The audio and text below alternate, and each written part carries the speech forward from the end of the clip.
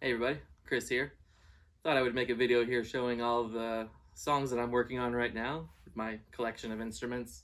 So there's usually a track or two, some composition or piece for each instrument that is pretty much my current obsession, and I just kind of rotate and memorize things and then move on to the next one. So I thought I would share sort of what I'm working on right now. This is like a little snapshot of what's going on inside my head with all this music and all these instruments lately. So I'll just kind of go through here, say what songs I've been working on. So this is my Shamisen. It's my Japanese instrument. I used to play traditional Japanese music, coincidentally.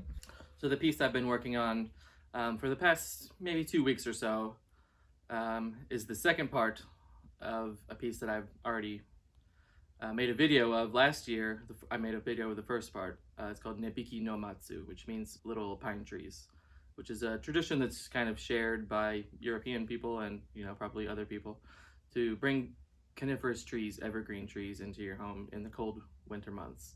So this song is sort of about that. The vocals lines are definitely alluding to that, and the instrumental piece that I'm working on, I've read, is sort of a musical depiction of picking pine trees. So this is something quite unique and interesting. And you find this a lot with Asian music, whatever you want to call it, where music is meant to depict a scene in the physical world and sort of mimics or sort of expresses somehow some physical action or event or scene. And it's very interesting. So the piece that I'm working on right here, it's a Shamisen Duo. So there's two Shamisen players in the recording I'm listening to. One of them is going like this over and over again.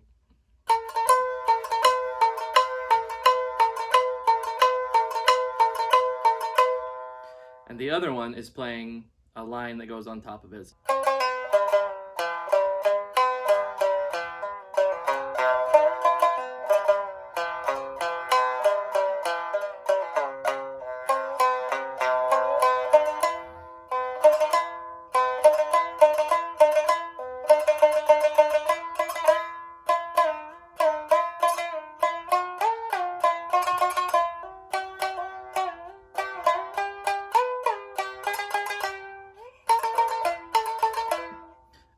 Then they will switch in the middle. There's a little breakdown part.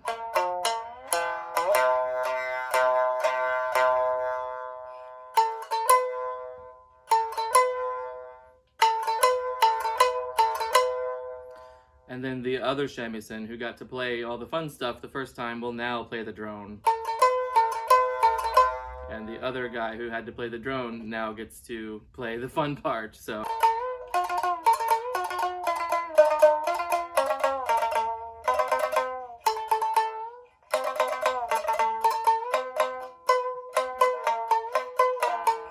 and the second part, they get really high up here on the neck.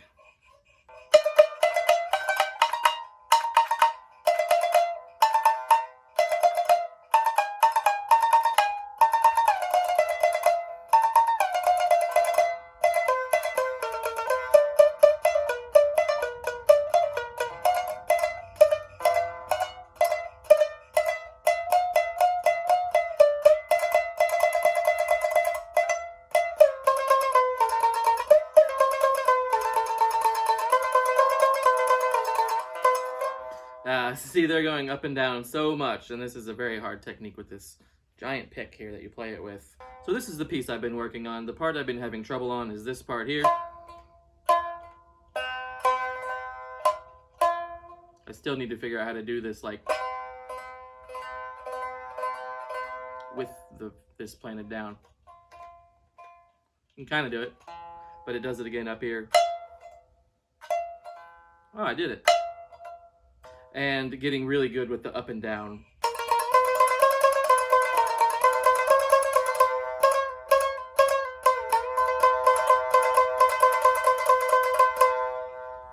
That was pretty good. I can do it. I'm doing it. I'm getting a lot of progress playing this kind of music over and over again. You get to develop these techniques that are so fun to play and so musically interesting and just creatively and culturally beautiful. So they're kind of doing this very interesting rhythmic back and forth.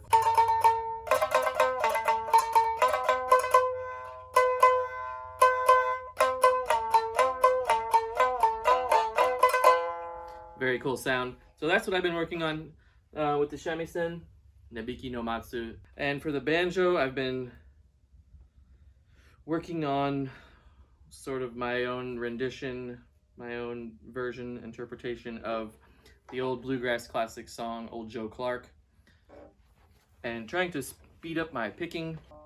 So you can play this song very fast, and I've gotten it pretty down. I'm still working on a little chorus part that uses this melodic line.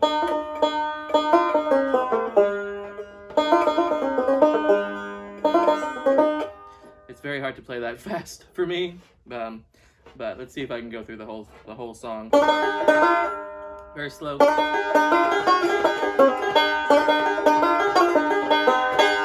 Let's play it faster.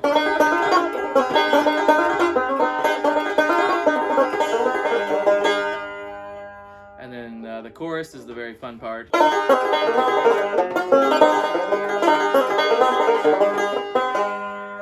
Is one way, and then the other way I'm working on is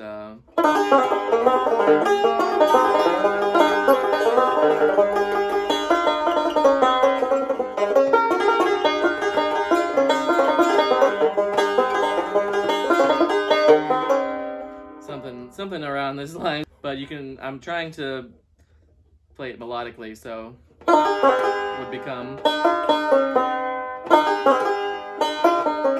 can hear how these are the same notes. So right here, this line right here,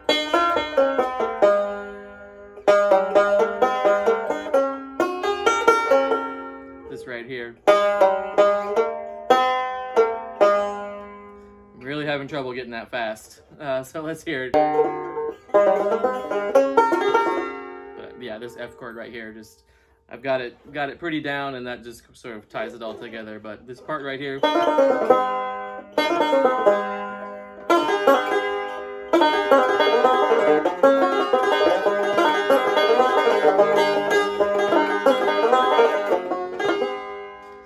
I need to get it like as fast as this up here.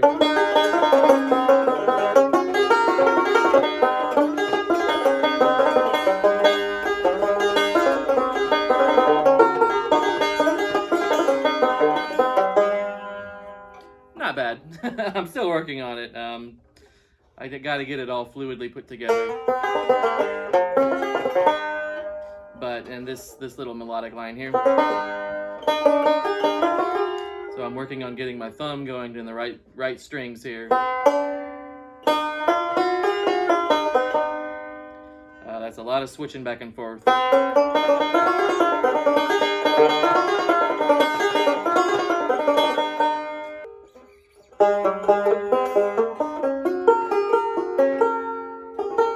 that's what I'm working on the banjo. Old Joe Clark. It's a very well-known bluegrass tune. I'm trying to put my own little twist on it. Definitely drawing inspiration from the greats before me. So for the Arabic oud, this is called an oud. It plays Arabic music, also Turkish and Persian, but mostly Arabic, and I play it in the Arabic style. The piece I've been working on, pretty much got it down completely. It's one of the hardest pieces I've learned. This is called the Dance of the Ancient Nile, or Langa al-Nil al-Qadim in Egyptian Arabic. And it's by Abdo Dagar, who's a violinist, composer in Egypt, and he wrote this very beautiful piece of music for the orchestra, the Egyptian orchestra, with the violin, of course, at the front, but there's also an oud in the orchestra as well. I'll just give a little brief sample because the song is about 7 minutes long. Lots of repetitions too. I'll just play the coolest parts of the song.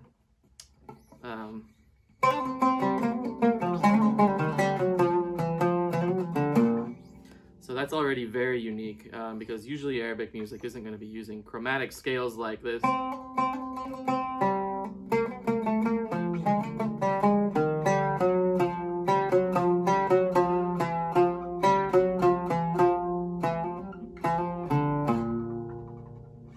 So it's already, very interesting, using lots of chromatic notes, which is just like, usually doesn't sound good, going up every single note.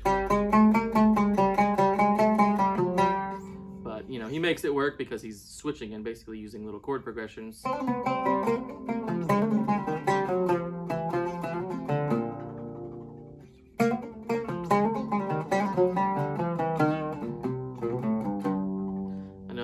chromatic chord progression there.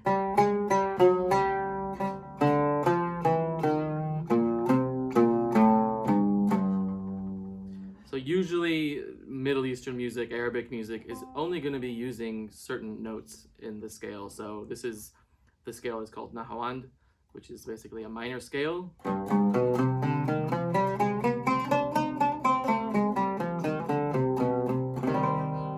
So this note isn't in there. This note isn't in there. This note isn't in there, but they're still playing them just as a little, you know, very interesting little, you know, shooting it in there. So this is a very complicated piece of music. It uses very unique note patterns. Like I said, lots of chromatic things that don't usually happen. But it has some pretty great riffs in it too, like this one.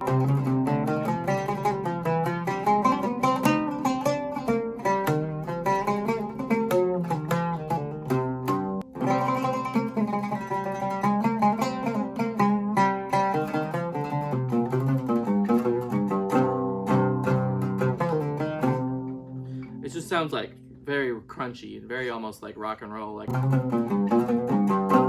very fun to play. It modulates to different keys, uses these quarter tones. So this note, this is a quarter tone, and right here, if you don't know what a quarter tone is, it's basically a note that isn't on a piano. So this note right here, you can tell it has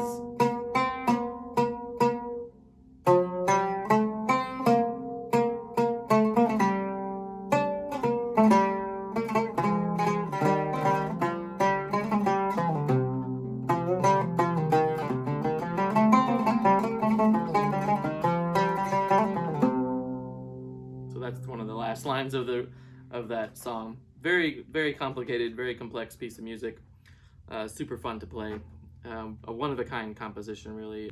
So this is the piece that I've been working on. I've pretty much got it all memorized. I'm just piecing it together and making little improvements along the way. This is a saz, or bağlama in Turkish. It's a Turkish folk music, Anatolian folk instrument. I say Anatolian because that includes Kurdish people as well, but it's mostly played with Turkish music, and I certainly play Turkish music on. Specifically, I'm learning these styles of music that are called Zeybek, or Zeybegi dances, which have a very lilty kind of 9/8 time signature.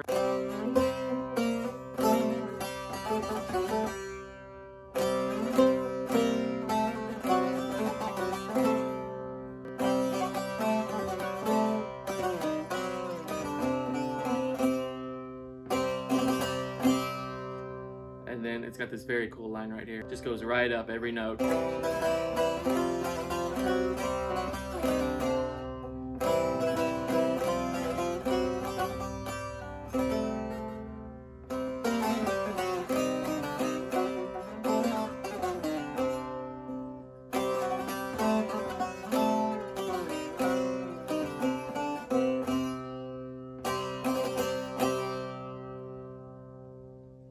So that's the piece I've been working on with this one. It's got a very nice melody. I just think it's a great sound. And this is my tar.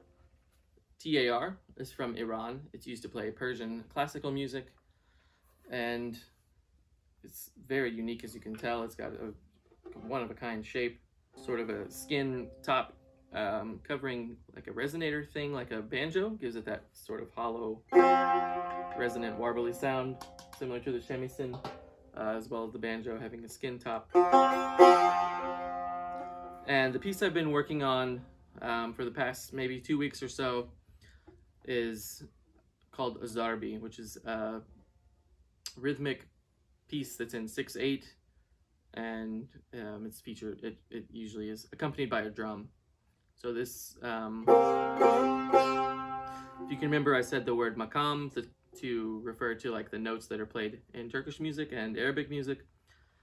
So Persian music is kind of in its own world, but they're related sometimes, somewhat, but they have their own thing going on, which is called dastgah, which means like hand position or hand placement in Farsi. The one I've been working is called Segah, which means the third position. So different way of thinking about music, pretty much. They say do, re, mi, fa, sol, la, si, and all of that, but the way that the music is sort of conceptualized is different. So in Segah, this is your number one note. And it's a microtone. You can hear it clashing with the other open strings. So here's the Zarbi that I've been working on, and it's very, very enjoyable to play. It's by a young tar playing woman that I found on Apple Music called Sabah Tabhi, I believe is her name, Sabah Tabhi. And she just has this one album. I found her on Instagram, and she just sort of posts videos of herself playing the tar. It's wonderful. She's a beautiful musician. Her tar playing is really perfect. I'm not sure if she wrote this song or if her teacher. I believe she's a student of a very famous tar player named Hossein Alizadeh. It may be her teacher. I'm not sure who wrote this piece.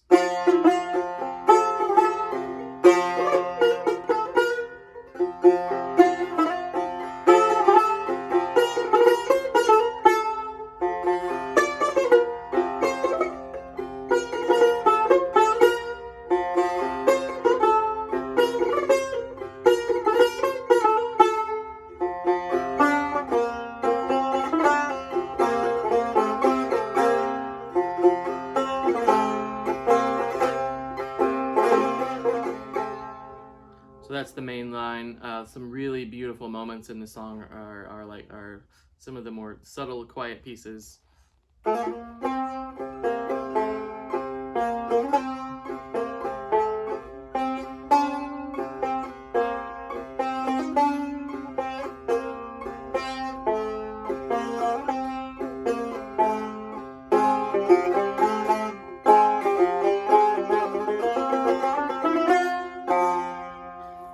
Sort of modulates to a different part of the octave and has a different sound. It's just fascinating, sophisticated piece of music. These microtones just sound so juicy to me.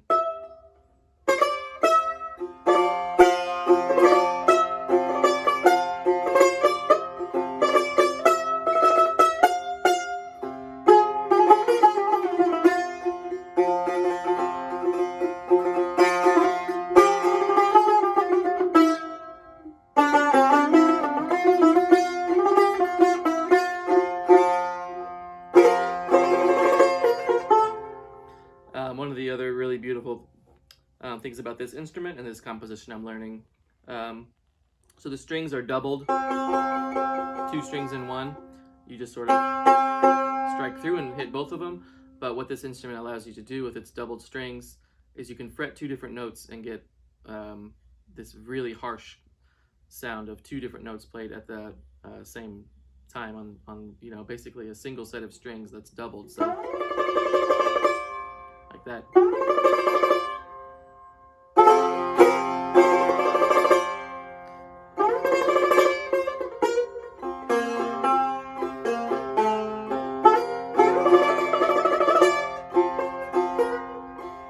And you can sort of play these little frets on only one of the strings, and it'll sort of clash and vibrate. So playing both of them,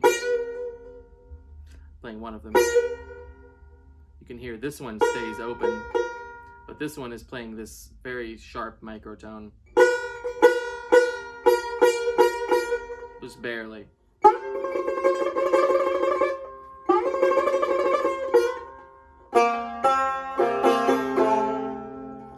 So that's the piece I've been working on. I still need to work on the middle part where it sort of modulates.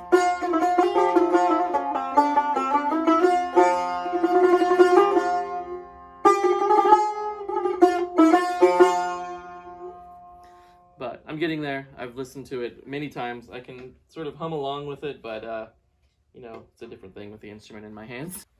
And speaking of Persian microtones, that brings me to my next experiment, which is what I've been working on with the sitar. So this is my sitar. It's used to play Indian music, North Indian classical music, called Hindustani music, actually. And what I've been doing and what I've been working on here is something quite unheard of, quite unusual. I've moved my frets and tuned my sympathetic strings here to play Persian microtones, like this one.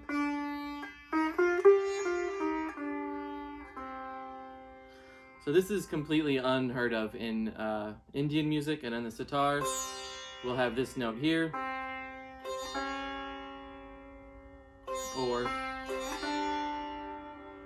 not in between. But this is a Persian note, basically, or an Arabic Turkish note.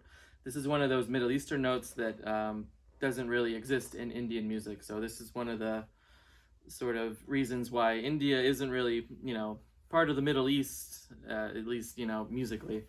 I know people, especially in like Hollywood and video games, whatever, like to put India in the Middle East and make little, just it's all whatever, one kind of thing, desert level.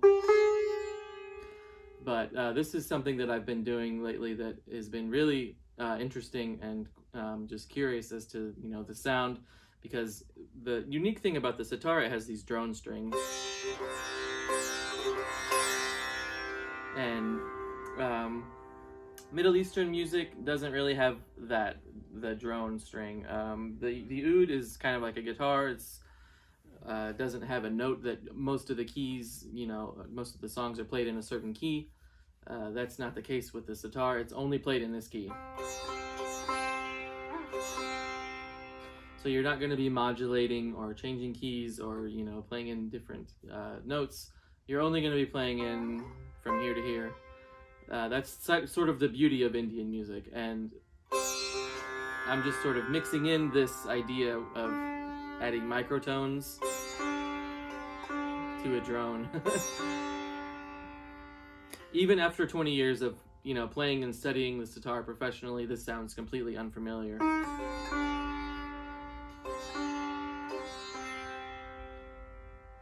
So here's a little sample of a piece that might, use this microtone.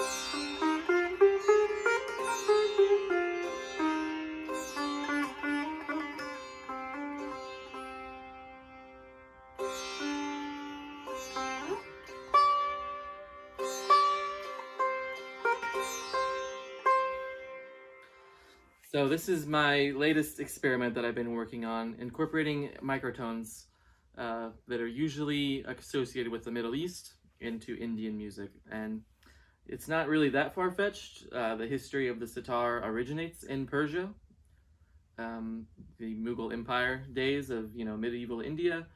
This is sort of a mixture between a Persian and Indian instrument. So the veena is the native Indian instrument, and it does this.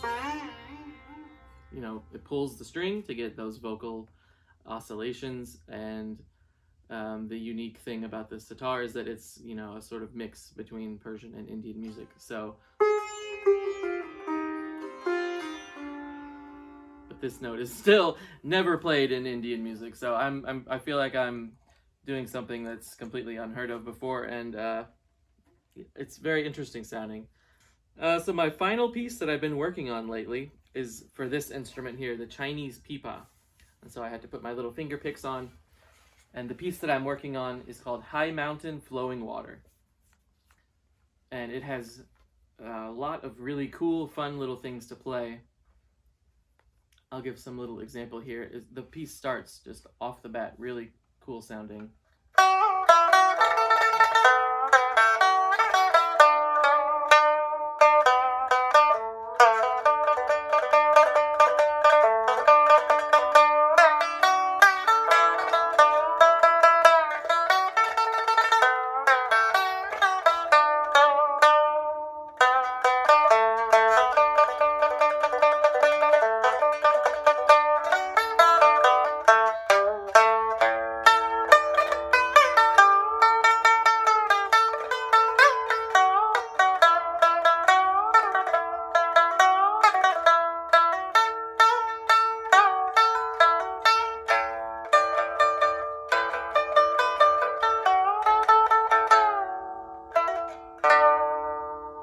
So this is a little part, the first beginning part of that tune. So the part that I'm really having, fun playing.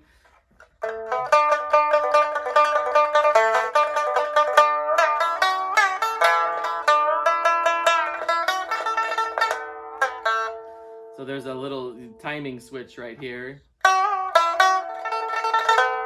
So you gotta go.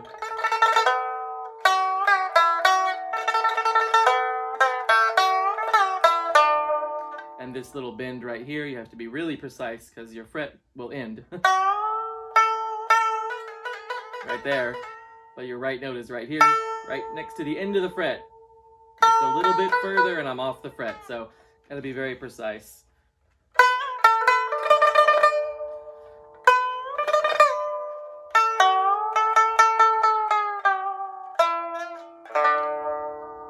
So this is a part of the piece I'm working on, and you can tell it's very complicated. It's very hard. I'm using these ding ding ding ding ding 5 picks on my fingers to play these super fast notes. So this is another one of the parts that's very, very fun to play.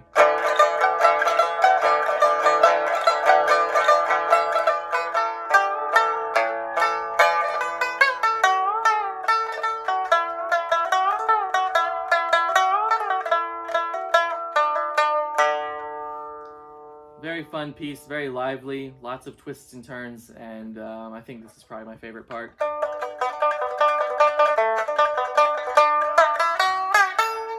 And then they switch it up the second time.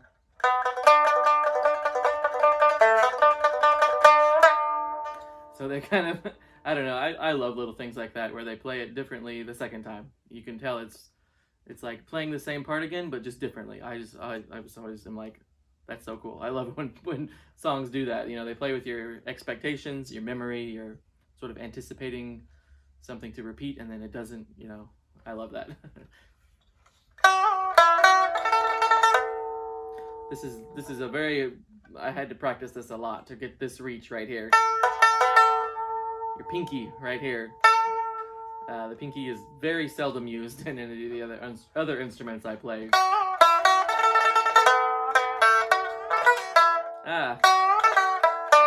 Went off the fret.